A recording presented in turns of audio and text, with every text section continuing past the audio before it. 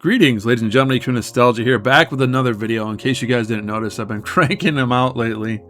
I want to ask you guys real quick to get down in the comments. Let me know what you think about this. Like the video, subscribe, all that nonsense. They just dropped the trailer for Return to Silent Hill. That's right, not Silent Hill 2, because we already had Silent Hill 2, the movie, but it was Silent Hill 3, kind of. And we didn't even really get Silent Hill 1 because it was Christoph Gans's version of Silent Hill 1 where Harry Mason was replaced with Shelley, I can't remember her name. He made a mess out of it. Just like Paul W.S. Anderson made a mess out of Resident Evil and made it his own thing. That's the problem that fans have with these movies, is they don't stick close enough to their source material. The director gets this wild idea like, oh, I'm going to do it my way. And it pisses off purists. You would think it would be simple to just, hey, take the game, make movie. But no, they just continue to be persistent on this idea that, no, everybody already played the game. They don't want to see the game, the movie. Well, yes, actually, we do. That's how that works. So, much like Resident Evil, you ended up with Alice, and it was basically Paul W.S. Anderson's wife for, I don't know, a decade. I didn't get past, like, the third film. I don't think. It's just awful. But anyways, yeah, they're basing it off of Centralia still, the coal mine fire that's burning underneath the town. You know, that wasn't happening in the games. And the fact that the first game, it was actually snow. It had nothing to do with the coal mine fire. And to be fair to Christoph Gans, he probably picked that up from an article way back in the day when Silent Hill 2, the original release, they were running with that story. They weren't saying that's where it took place, but they were making connections. They said, oh, did you know there's a real Silent Hill? It's in Centralia, Pennsylvania. There's a coal mine fire. Isn't that creepy? And from that point forward, that's been just a sticking point, a thorn in the side of purists for Silent Hill for many years. And this is a fractured fan base. If you don't know that, if you're still kind of new to the series, you've got old school fans, you've got the remake fans, you've got fans that somehow are into Silent Hill F, which was total garbage. I hated my father. Idiot! How many times do I have to tell you? I'm so sorry. I'm so sorry. What kind of a worthless woman can't make me so soon? Stop it! You do this all the time! Cut it out! Shut up! Stay out of this! You tolerate this, Mom! Why don't you stand up for yourself? And you, Dad! If you don't like her soup, make your own! You didn't do anything wrong! Dad's the one who's in the wrong here! Hinako! Do not talk like that about anything wrong here, Dad! Mom, get to school! Make it for yourself! I did a review for that. You can check that out here. But anyway, yeah, we're just going to dive into this and like a Band-Aid, try to rip it off and get it over with quickly.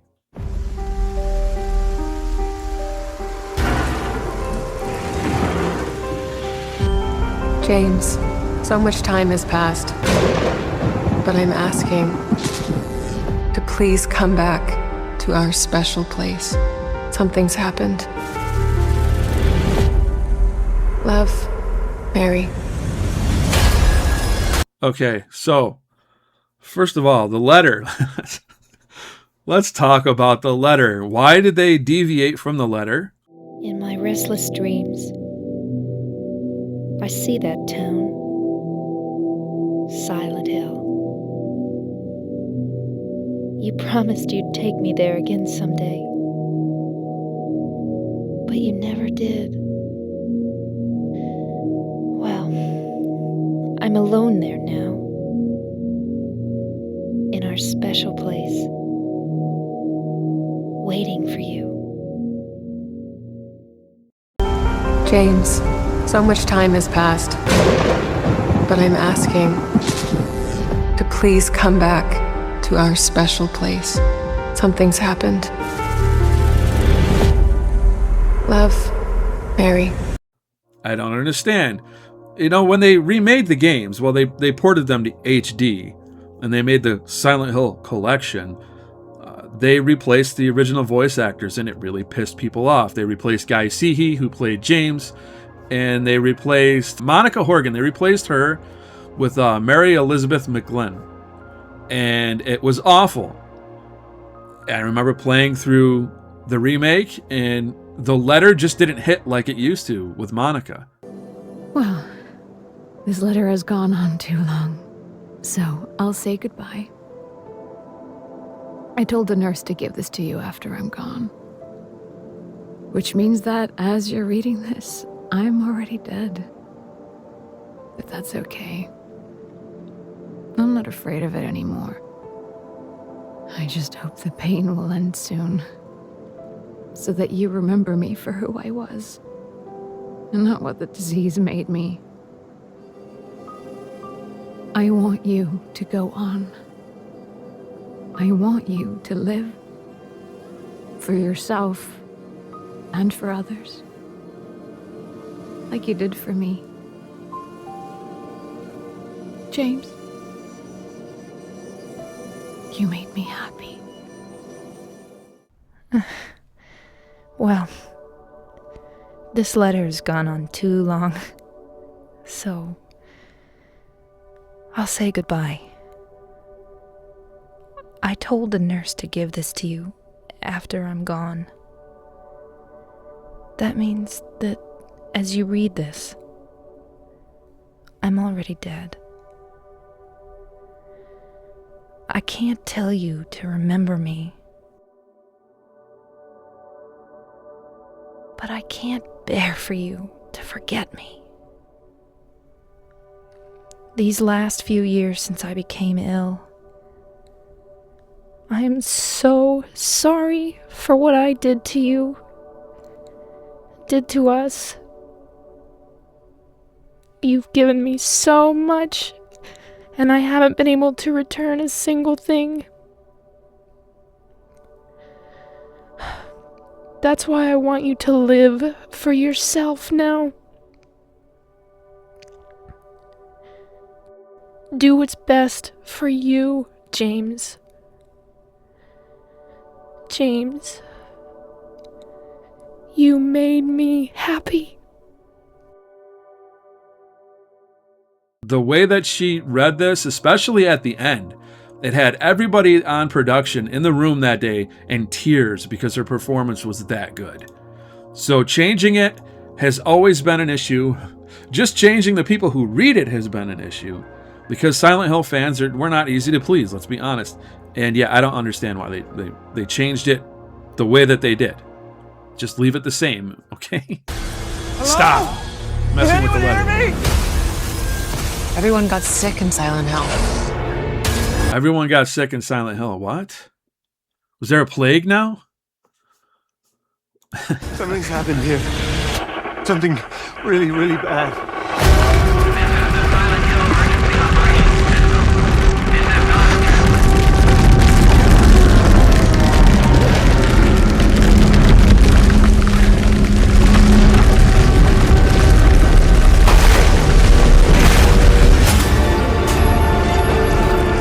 Doing. It won't be enough to save her. You did it, didn't you, Jimmy? You woke him up.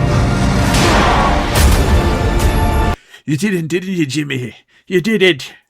Everybody remember that? Where he woke up Pyramid Head?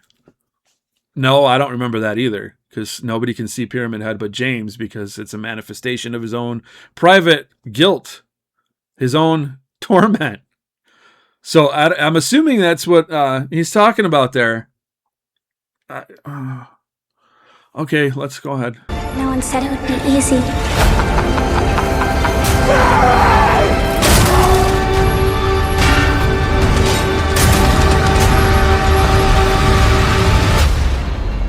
I'm here. I'll always be here.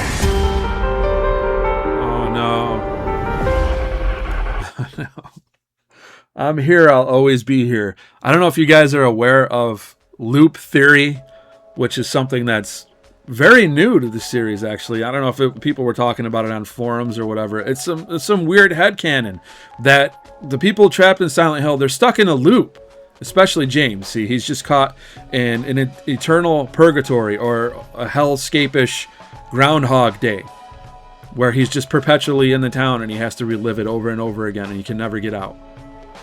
And that's how people try to, like, justify all the different endings. It's nonsense. It's just a theory. Could it be true? I guess. It's kind of left It's kind of left open to interpretation which ending you get, even though the devs lean towards the in water ending. They do leave it open for people. But loop theory, no, I don't see how he's just stuck in this repeated pattern of Groundhog Day. Now it's time to talk casting decisions. This is James Sunderland. You'll notice he has light brown hair, almost like a dirty blonde hair. Let me take a look at the character they've cast. Looks like he's got dark hair. It could be because it's wet. It's a little bit longer, but the face doesn't really fit, does it? It's quite different. Maybe they could have found somebody who looked a little bit more like him. It's not awful, but yeah, it doesn't even look like the remake, James. I think it would have been better if they went for somebody that looked a little bit like him, maybe. I don't know. I guess you can kind of see it a little bit. But yeah, so James Sunderland, a bit of a swing and miss.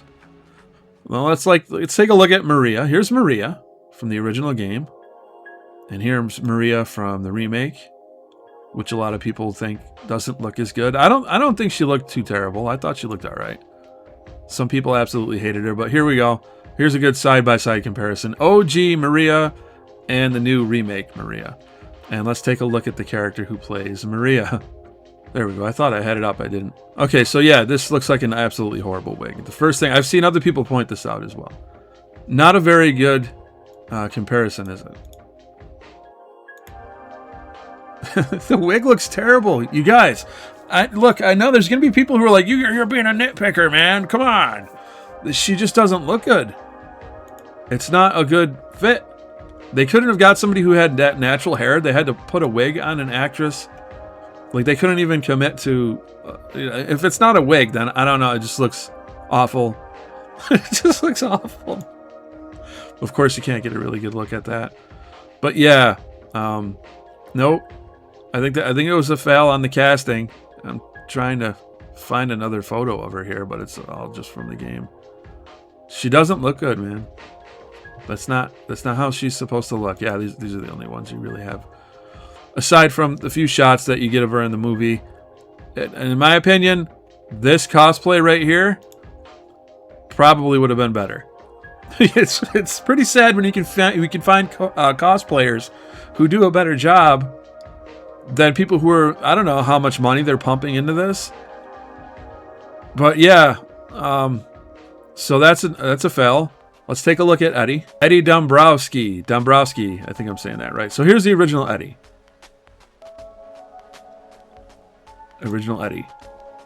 And then we've got remake Eddie, which, yeah, he looks fine. There's differences, but he looks fine. You know what remake Eddie and original Eddie have in common that the new Eddie in the movie doesn't have in common? No beard.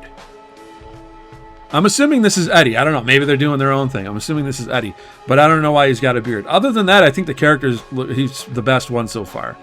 He fits very well. The beard, I don't know why they thought that was necessary. Maybe because he's stuck in a loop, you guys. And in his loop, there's no razor blades. So he can't shave his face. That's got to be it, right? He's stuck in a loop, and part of his punishment is he can't shave ever. So he's perpetually stuck with a neck beard. Actually, it's not even a neck beard. It's somewhat well groomed, so maybe that's a bad theory. Maybe he's able to groom, but it just doesn't ever go away. Anyways, Eddie's the best cast character so far. But when your main cast just isn't up to snuff, when they are not fitting the bill at all, yeah, I think there's a problem with the main cast. I'm sorry. Call me nitpicky, but I don't think it's good. I don't think it's a good look. It just doesn't work. Moving right along to Angela Orozco. This is how she looked in the original, and this was a big problem for a lot of OG fans when they put her into the remake. For whatever reason, they gave her a puffy face because I guess fat acceptance. And by the way, I don't know if you guys were part of this debate, but if you had a problem with her being fatter than the original character, well, you were just a creepy pred, because don't you know she's underage and she's an abuse victim? That was actually a talking point that I saw people using to justify making her look fatter. Now, in the movie, she looks okay. I'm assuming that's her. She's got the knife. She's got the sweater. But she looks a bit older, quite a bit older. She looks like she's in her 30s. Now, Angela, the way that they originally designed her was so that she did look a little bit older because she's been through some serious trauma and it took a toll on her. But yeah, they wanted her to kind of look like she was a bit older. This is quite a bit older. She doesn't look terrible. And honestly, the main problem I have is with Maria. James, I guess we could give him a pass. It doesn't look great, but I understand it's hard to cast people that can act and still look the part. But Maria, they just... that hair. Hair is just... It's awful, man. Now we move on to the character of Laura. This is the original Laura. This is the remake Laura. I thought they did a pretty good job with her. I think most people were happy with it. It fit.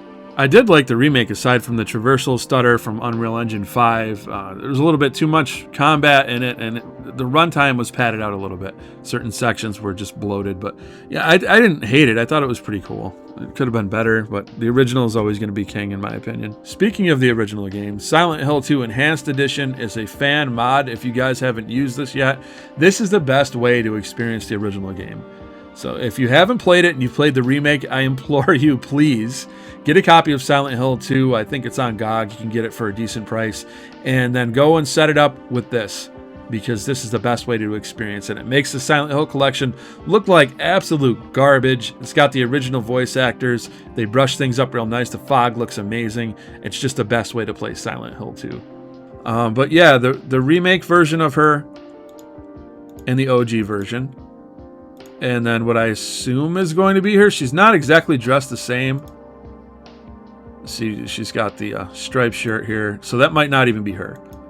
The hair's the only thing that kind of matches. But it's not a horrible take if that's her.